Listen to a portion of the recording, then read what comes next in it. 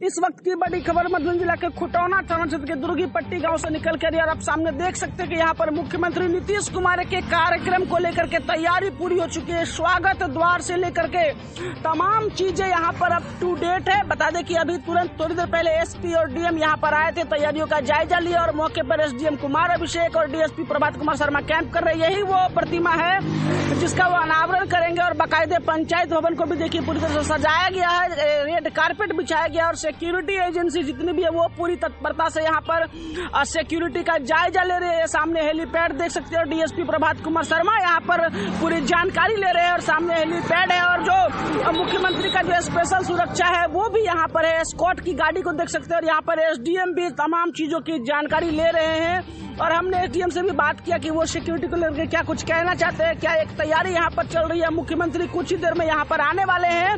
फिलहाल डीएसपी और एसडीएम यहाँ पर कैंप कर रहे हैं और हम आपको बातचीत सुनवाते हैं। तमाम यहाँ पर सुरक्षा की गाड़ी, फायर ब्रिगेड, एम्बुलेंस से लेकर के सभी चीजें और राजनीतिक जो लोग हैं वो भी यहाँ पर इकट्ठा हुए। सांसद का ये गांव है, आरपी मंडल जो कि झंझारपुर लोकसभा के सांसद हैं और वहीं पर ये कार्यक्रम होना है, तो तैयारी पूरी हो चुकी है। पूरा कार्यक्रम भी दिखाएंगे, सुनिए कि एसडीएम फिलहाल क्या कहते हैं। सुरक्षा व्यवस्था को लेकर जो भी प्रोटोकॉल के तहत जो नियम संगत है सारी तैयारियां पूरी कर ली गई हैं सर।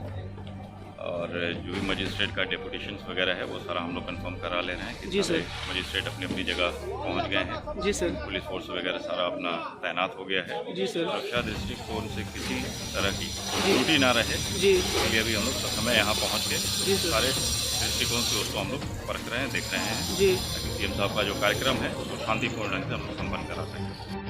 तो शांतिपूर्वक कार्यक्रम को सफल बनाने की पूरी तैयारी, प्रशासन काफी तत्पर दिख रही है और पूरी तस्वीर हम दिखाएंगे आपको मुख्यमंत्री के आने के बाद। फिलहाल गौरव कर्ण की ये रिपोर्ट।